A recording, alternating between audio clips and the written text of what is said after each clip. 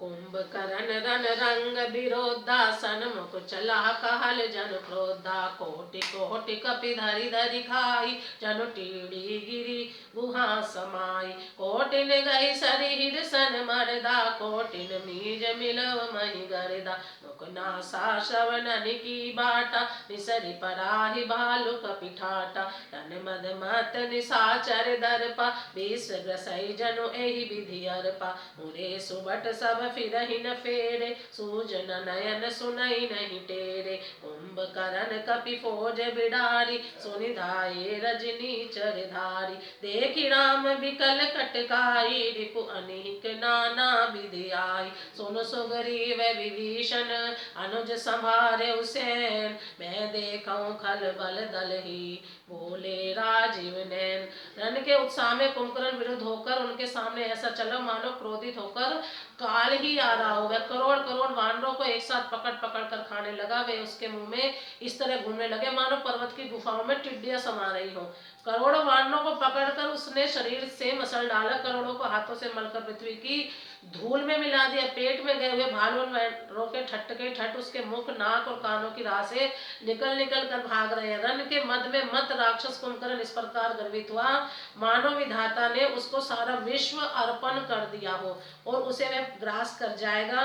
सब योद्धा भाग खड़े हुए, वे लौटाए भी नहीं लौटते, आंखों से उन्हें सूझ नहीं पड़ता और पुकारने से सुनते नहीं। कुंभकर्ण वानर सेना को तितर बितर कर दिया। यह सुनकर राक्षस सेना भी दौड़ी। श्री रामचंद्र जी ने देखा कि अपनी सेना व्याकुल है और शत्रु की नाना प्रकार की सेना आ गई। तब कमल नयन श्री राम जी बोले, हे सुग्रीव, हे विभीषण और हे लक्ष्मण, सुनो, तुम सेना को संभालना, मैं इस दुष्ट के बल और सेना को देखता हूँ। कर सारंग साहजी कटि भाता आरि दल दलन चले रघुनाथा प्रथम कीन प्रभु धन शटकोरा रिपु दल बधिर भयो सुनि सोरा सत्य सहंद छाड़े सर लच्छा काल सर्प जनु चले सपच्छा जय तै चले विपुल नाराचा लगे कटन भट बिकट पिसाचा कटहि चरण और सिर भुज दंडा बहुतक वीर होई सतखंडा घोर में घायल मही परही उठी संभारी सुभट पुनिल रही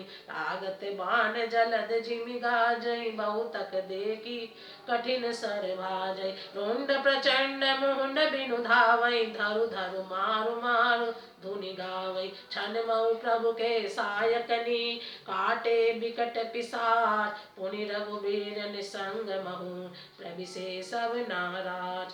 हाथ में शारंग धनुष और कमर में तरकस सजकर शिवनाथ जी शत्रु सेना को दलन करने चले। प्रभु ने पहले तो धनुष का टंकार किया, जिसकी भयानक आवाज सुनते ही शत्रु दल बहरा हो गया। फिर सत्य प्रतिज्ञ श्री राम जी ने 1,00,000 बाण छोड़े। वे ऐसे चलो मानो पंख वाले काल सर्प चले हों। जहां तहां बहुत से बाण चले, जिनसे भयंकर राक्षस योद्धा कटने लगे। उनके चरण, छाती, सिर और भुजदंड कट रहे हैं। बहुत से वीरों के 100 टुकड़े हो जाते हैं। घायल चक्कर खा खा कर पृथ्वी पर पड़ रहे हैं। उत्तम योद्धा फिर संभल कर उठते और लड़ते हैं। बाण लगते ही वे मेघ की तरह गरजते हैं। बहुत से तो कठिन बाण को देखकर ही भाग जाते हैं। बिना मुंड सिर के प्रचंड रुंड धड़ दौड़ रहे हैं और पकड़ो पकड़ो मारो मारो का शब्द करते हुए गा चिल्ला रहे हैं। प्रभु के बाणों ने क्षण मात्र में भयानक राक्षसों को काट कर रख दिया। फिर वे सब बाण लौटकर श्री रघुनाथ जी के तरकस में आ घुसे। प्रेम से बोलो जय श्री राम।